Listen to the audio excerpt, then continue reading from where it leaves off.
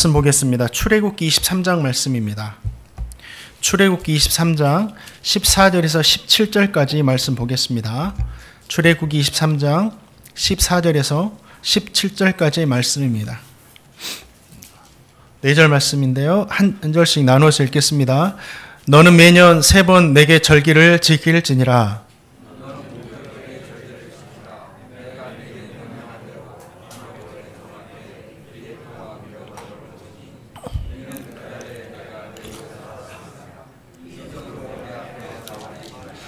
맥주절을 지키라.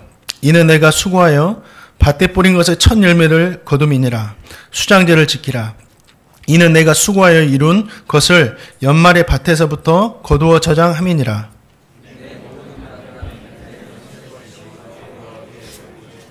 아멘. 나를 위한 말씀이고 우리 성도님들을 위한 말씀입니다. 주시는 말씀을 통해서 나에게 주시는 하나님의 음성을 들으시기를 축복합니다. 하나님께서는 이스라엘 백성들에게 3가지 절기를 꼭 지키라고 말씀하셨습니다. 그 3가지 절기가 오늘 말씀에 나온 유월절, 맥추절, 수장절입니다.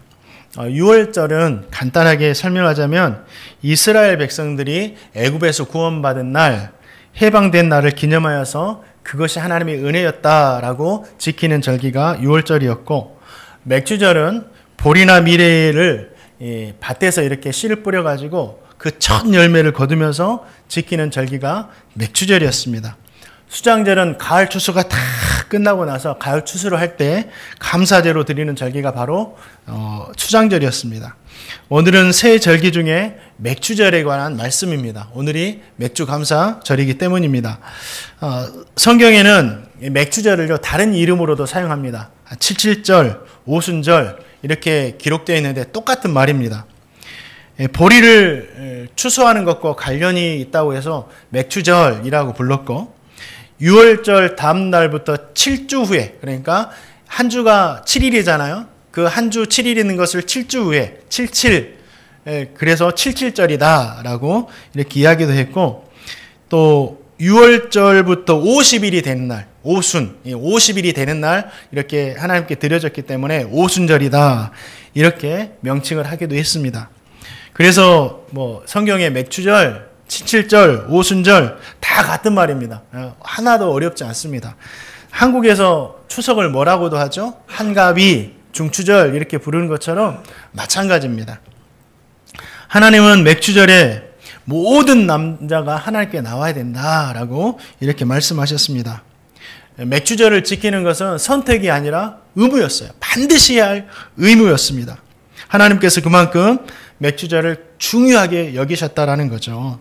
오늘은 하나님께서 그렇게도 중요하게 여기셨던 이 맥주절, 이 맥주절이 어떤 의미가 있고 맥주절을 어떻게 지켜야 되는지 말씀을 한 절 한 절 살펴보면서 주님 주신 은혜를 받고자 합니다. 자, 신명기 16장 12절 말씀 한번 읽어보겠습니다. 신명기 16장 12절 읽겠습니다. 시작.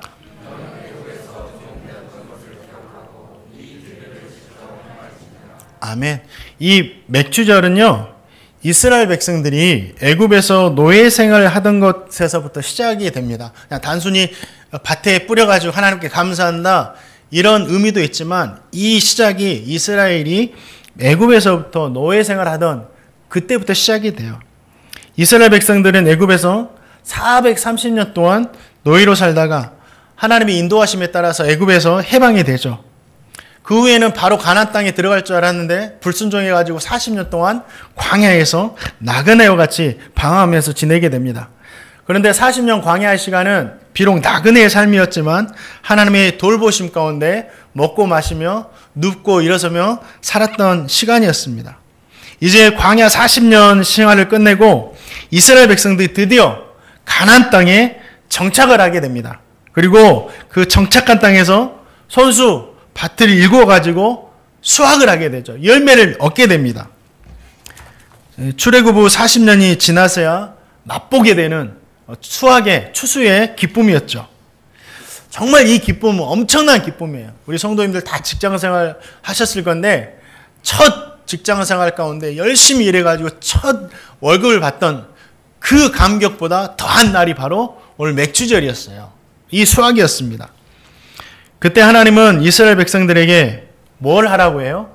애굽에서 종되었던 것을 기억해라. 너무 기쁜 날인데 왜 종되었던 것을 우리가 기억해야 되는가?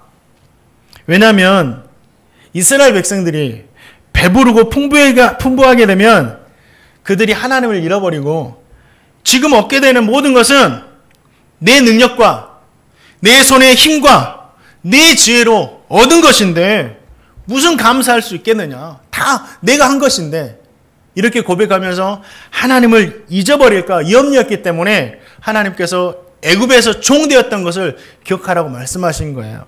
자, 신명기 8장 12절과 14절 말씀이 그 말씀이에요. 우리 한번 읽어보겠습니다. 시작. 내가 먹어서 배부르고 아름다운 집을 짓고 거주하게 되면 또 내 소와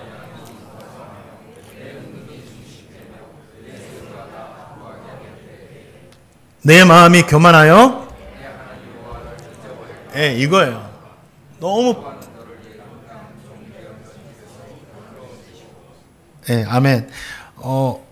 하나님은 지금 이스라엘 백성들이 가나안 땅에서 수확한 열매는 너희 힘으로 온 것이 아니라 하나님의 은혜로 얻게 된 것임을 알라 말씀하시는 거예요.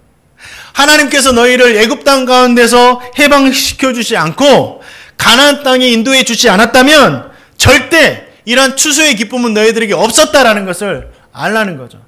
그러니까 이 추수가 누구 때문에 할 수 있었다는 거예요? 하나님 때문에. 그래서 하나님의 은혜 잊지 말라고 애굽에 종되었던 것을 기억하래요. 사랑하는 성도님들, 이건 참 영적으로 의미가 있는 말씀입니다. 저 성도님 모두도 이스라엘 백성들과 같은 모습이었어요. 세상의 노예, 하나님 모르고 죄악의 노예로 살던 때가 있었다라는 거죠. 그렇게 살다가 죽을 수밖에 없는 인생이었습니다.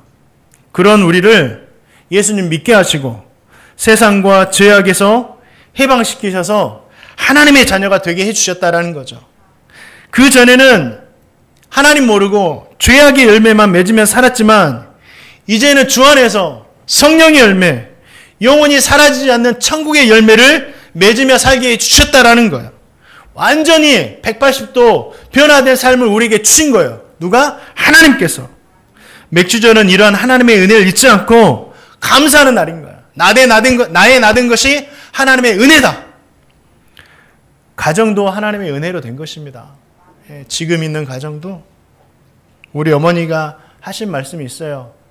어려운 중에도 감사하면서 하신 이야기가 있는데 하나님이 계시지 않았다면 나는 너희들을 포기했을지도 몰라. 내가 너희를 이렇게라도 양육한 것은 하나님의 은혜였어. 어려움 중에 그 고백을 하세요.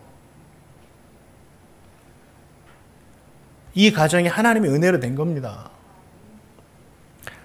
자녀도 지금 어떤 모습일지 몰라요. 요즘엔 정말 아픈 자녀들이 너무 많더라고요. 그래도 그 자녀가 하나님의 은혜로 된 것이다. 앞으로 하나님의 은혜로 인도할 것이다. 일터도 하나님의 은혜로 된 것이에요. 이것을 기억하고 고백하는 날이 바로 뭐예요? 맥주절입니다. 저 성도님 모두에게 하나님께 드려야 할 감사가 있다면 그 감사가 주님의 은혜 때문임을 잊지 마시고 하나님의 은혜에 감사하시는 저 성도님 되시기를 주님의 이름으로 축원드립니다. 절대 하나님 잊지 말라고 맥주절 지키래요. 또 맥주절은 어떤 날이냐, 어떤 의미가 있느냐. 자, 출애굽기 23장 16절 상반절만 한번 읽어보겠습니다. 읽겠습니다. 시작.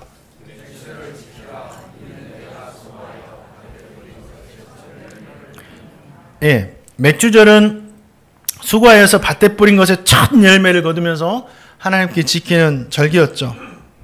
가장 처음 난 열매를 하나님께 드리는 거였어요. 이스라엘 백성들에게 있어서 밭에서 거둬들이는 그 열매는 그냥 하루아침에 이루어진 것이 아니라 노예 생활 430년, 광야 생활 40년을 보낸 후에 정착하며 살게 되어서 맺게 되었던 그 열매였어요. 이렇게 귀한 열매, 이렇게 가치 있는 열매를 하나님께 드린다. 여기에는 몇 가지 의미가 담겨 있습니다. 우리가 맥주절에 하나님께 감사할 때 그냥 감사하는 게 아니에요. 첫 열매를 하나님께 드리면서 그냥 감사하는 것이 아니에요. 이것을 하나님께 드린다는 것은 어떤 의미가 있냐면 모든 것이 하나님의 은혜로 된 것임을 고백하는 거예요. 신명기 8장 18절에서 무슨 말씀을 하시냐면 내 하나님 여호와를 기억하라. 그가 내게 재물 얻을 능력을 주셨음이니라. 말씀하시는 거예요. 너가 씨를 뿌렸고 너가 땀을 흘렸고 너가 열매를 거두었다 하더라도 하나님께서 그 수고할 수 있는 능력을 주셨기 때문에 이 모든 것이 하나님의 은혜로 된 것임을 고백하는 거예요. 아, 하나님, 내가 이렇게 일한 것 같지만 일할 수 있는 힘을 하나님께서 주셨네요. 그래서 이 수고의 결과가 하나님의 은혜로 된 것입니다. 이 고백이 바로 첫 열매를 드리는 거예요.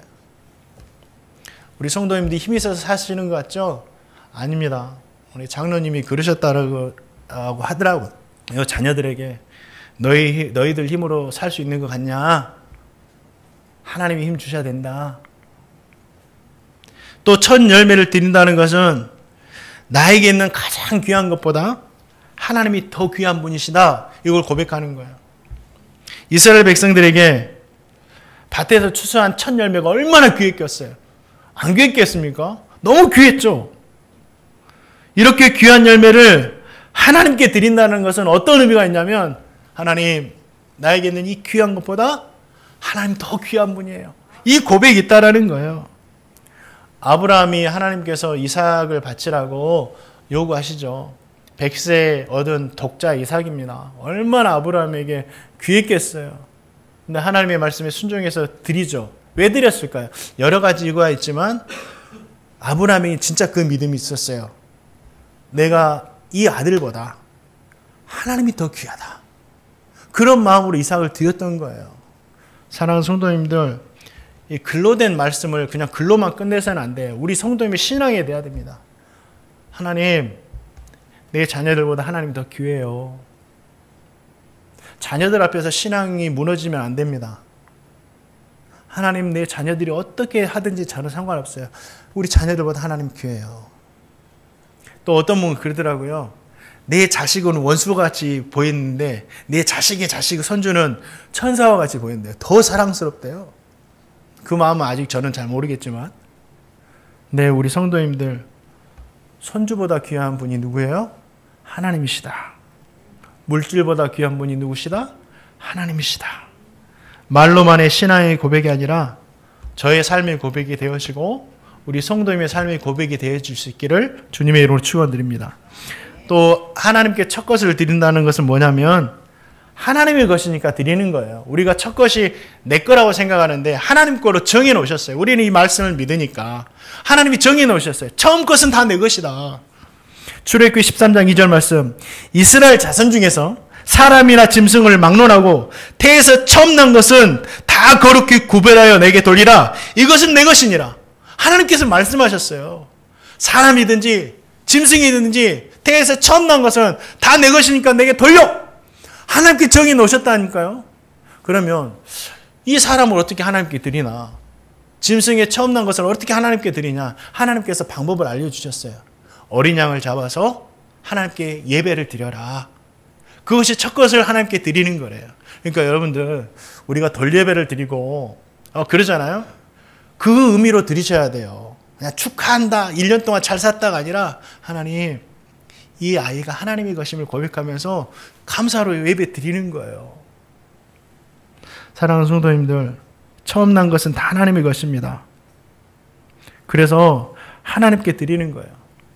밭의 열매도 처음 것은 모두 하나님의 것이고, 그래서 하나님께 드리는 것이 마땅한 거죠. 저와 성도님은 대부분 농사를 짓지 않잖아요. 농사를 짓지 않으시죠? 그러면 어떻게 밭에 있는 것을 우리가 드릴 수 있는 것인가? 이걸 우리에게 어떻게 적용할 수 있는 것인가?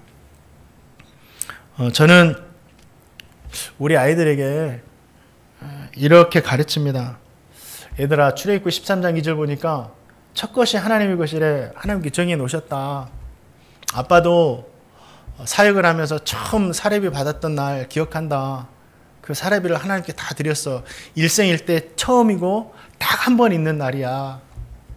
너희들도 나중에 커가지고 직장생활 하게 될 텐데 첫 것은 하나님께 것이다. 구별해서 드려라. 아빠 생각할 필요도 없고 엄마 생각할 필요도 없어. 하나님 가장 먼저 생각해서 일생일 때 딱 한 번 있는 거야. 하나님께 꼭 드려야 돼. 저는 그렇게 가르칩니다. 저 성도님 모두가 진짜 처음 것으로 하나님 섬기며 살아가시는 저 성도님 되시기를 주님의 이름으로 축원드립니다. 또 맥주절을 지키는 방법이 있어요. 맥주절을 지키는 방법. 어떻게 지켜야 되느냐? 몇 가지만 보고 말씀 마치겠습니다. 우리 10절 말씀 신명기 16장 10절 말씀 읽어보겠습니다. 맥주절을 그러면 어떻게 지켜야 되느냐? 참 은혜가 되는 말씀인데요. 읽겠습니다. 시작. 내 하나님 여호와 앞에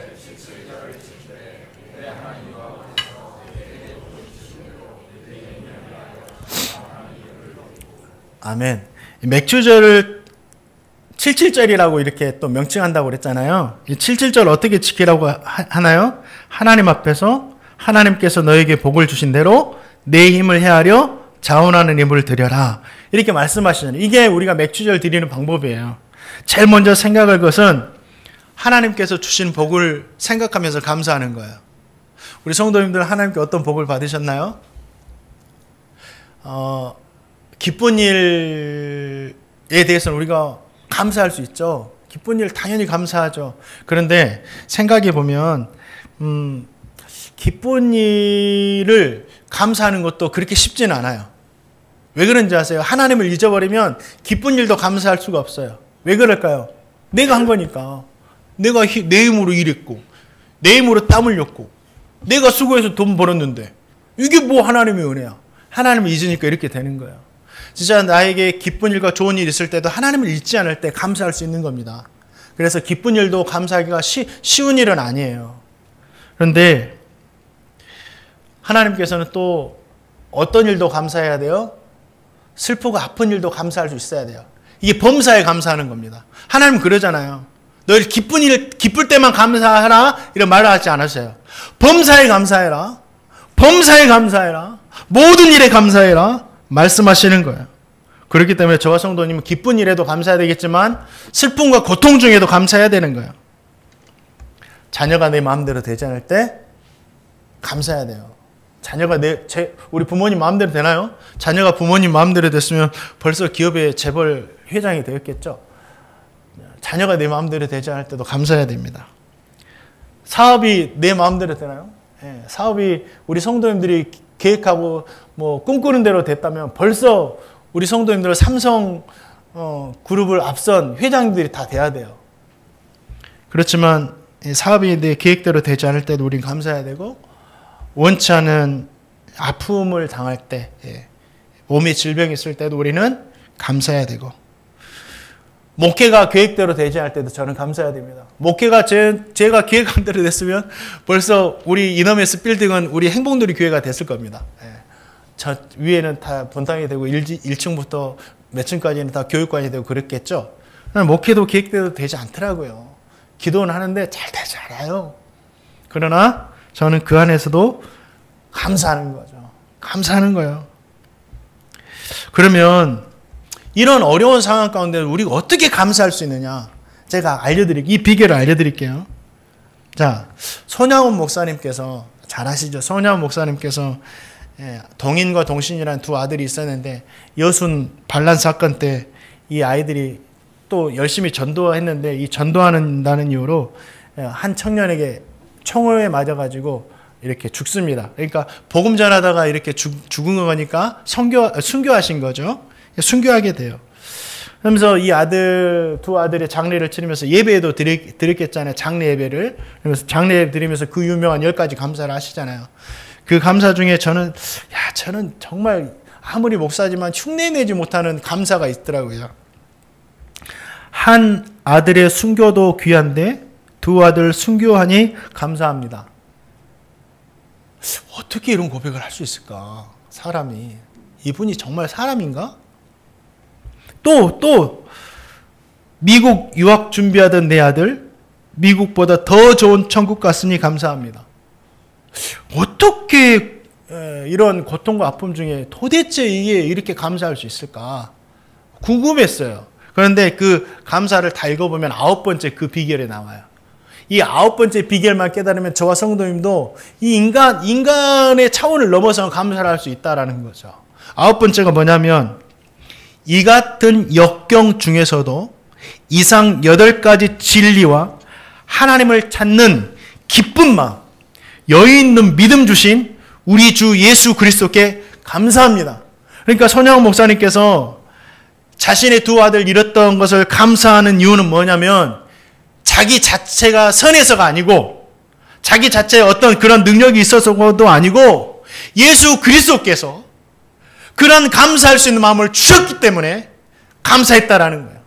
내가 한 것이 아니라 예수님께서 그것을 주셨기 때문에 감사했다라는 거죠. 감사도요, 내 자신이 할 수 있는 것 같은데 내가 하는 것이 아니라 우리 주님께서 할 수 있게 하시는 거예요. 예수님께서 믿음 주셔야지만 할 수 있는 겁니다. 예수님께서 슬픔 중에서도 감사가 보이게 하세요.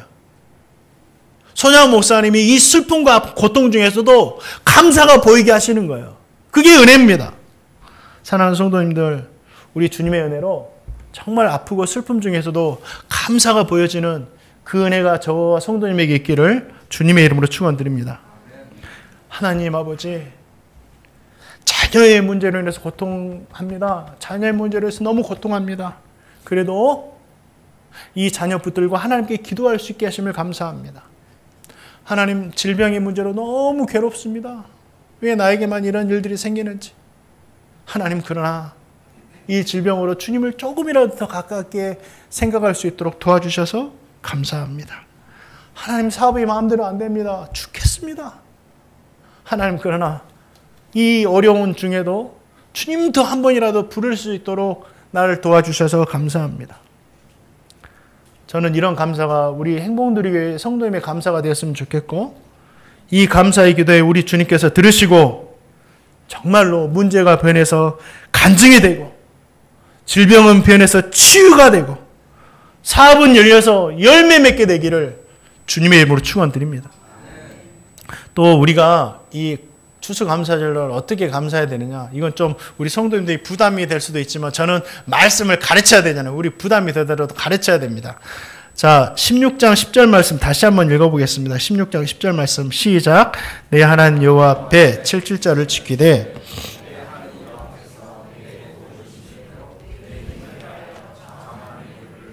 아멘. 힘을 헤아려. 힘을 헤아려. 이 말을 원문 그대로 번역하면 무슨 말이면 적당이라는 말이 아니에요.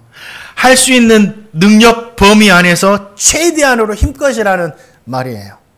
그냥 너희들 헤아려가지고 감당할 수 있을 만큼만 적당히가 아니라 이 헤아려라는 말이 할 수 있는 능력 범위 안에서 최대한으로 힘껏, 원문 그대로 직역하면 이런 뜻이 됩니다. 과부의 두 랩돈이 힘을 헤아려 드렸던 물질이었어요. 비록 한 2,000원 정도 되지만 과부의 두 랩돈이 힘을 헤아려 드리는 예물이었습니다. 하나님 액수를 보시는 거 아니에요. 그날에 부자들도 엄청난 많은 예물을 드렸는데 그들에게는 힘을 헤아렸다고 칭찬하지 않았어요. 이 과부에게만 가장 많이 넣었다, 우리 주님께서 칭찬하시는 거죠. 사랑하는 성도님들, 맥주절에는 분명히 말씀하시잖아요. 할 수 있는 능력 범위 안에서 최대한으로 힘껏. 그런데 이것은 자신과 하나님만이 알지 사람의 눈으로 절대 판단하거나 평가할 수 없는 거예요. 자신의 신앙입니다.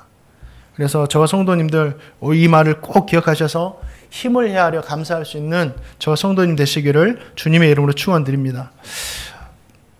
손양원 목사님께서 두 아들 장례식 후에 감사 고백만 해도 도전이 되잖아요. 그런데 이 장례배가 동안에 헌금을 하세요. 감사 헌금을.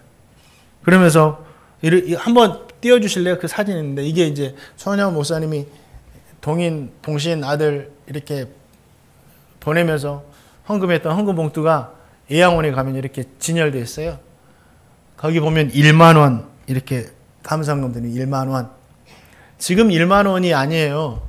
그때 당시 목사님이 한 달 열심히 사역해서 받던 사례비가 80원이었습니다. 80원.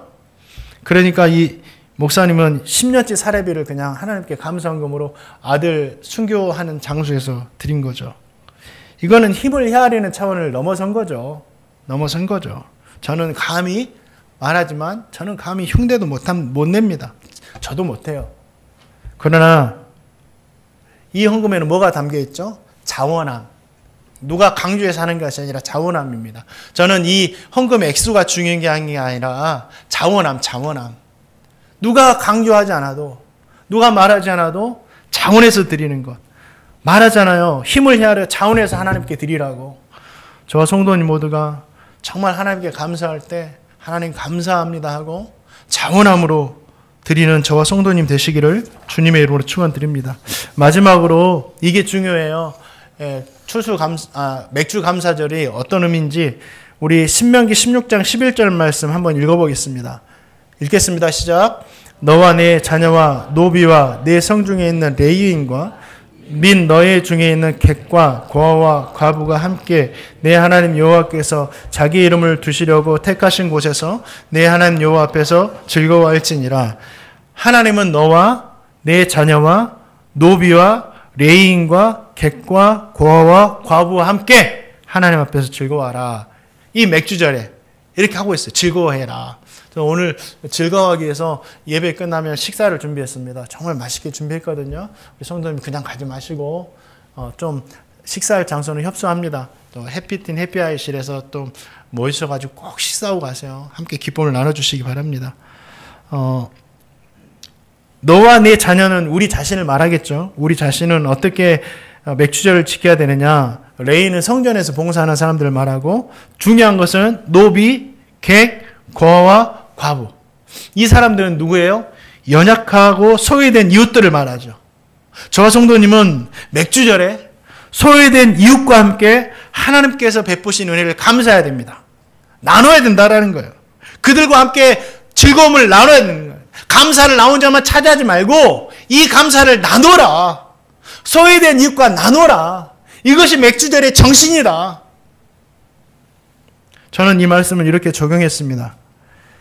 맥주 감사절의 감사로 먼저는 하나님께 영광이 돌리고 그것을 가지고 소외된 이웃을 돌봐라. 그게 이제 소외된 이웃과 나누는 거잖아요. 우리 행복누리 교회는 맥주절의 감사헌금을 통해서 하나님께도 영광 돌려야 되겠지만 하나님 말씀하셨잖아요. 소외된 이웃과 나누라. 그래서 이 헌금을 가지고 정말 소외된 이웃을 돌보는 그런 교회가 되었으면 좋겠어요. 매년마다 이건 하나님 말씀을 순종해야 되잖아요. 우리를 위해서 쓰는 것이 아니라 정말 소외된 이웃을 위해서 얼마가 되었든지 간에 이걸 가지고 나눌 수 있는 교회가 되었으면 합니다. 사랑하는 성도님들, 맥주 감사 예배가 끝나면 행복누리 교회 성도님들이 가지고 있는 이 예물을 가지고 이 소외된 이웃들과 함께 즐거움을 나누고자 합니다. 저는 그래요. 우리는 말씀에 순종해야 되잖아요. 주님 다시 오시는 날까지 우리 행복누리 교회는 맥주절에 드려진 감사를 통해서 뭐예요? 소외된 이웃을 돌본다. 저는 이러한 정말 하나님께서 원하시는 이러한 교회가 이러한 교회로 남기를 주님의 이름으로 축원드립니다. 말씀을 맺습니다. 우리에게 감사가 있다는 것은 우리의 수고가 아니라 하나님의 은혜다. 꼭 기억하시기 바랍니다. 그래서 하나님께 영광 돌리는 거예요. 그리고 나 혼자만 기뻐하지 마시고 정말 이것을 소외된 이웃과 함께 즐거움으로 나눠 가시는 저 성도님 되시기를 주님의 이름으로 축원드립니다.